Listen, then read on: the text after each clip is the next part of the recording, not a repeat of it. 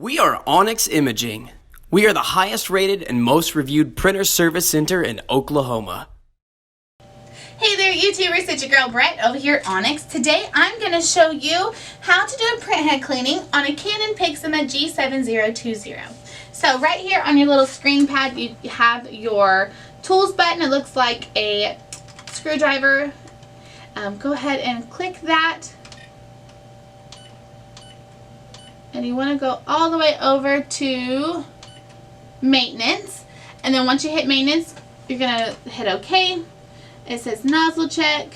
Then it says cleaning. Go ahead and hit OK. Your printer should then start initializing and start your cleaning. If you're still seeing defects after you've done your printhead cleaning, there is an option if you scroll over to the next one. It's called a deep cleaning. You would might want to try that after the cleaning if you're still seeing defects.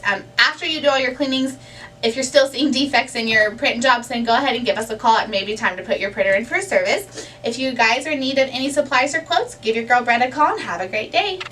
Thank you for watching. If you're interested in how you can receive free labor on all of your service calls, as well as how to qualify for free printer upgrades, contact us today. We are here for all of your printer and office supply needs.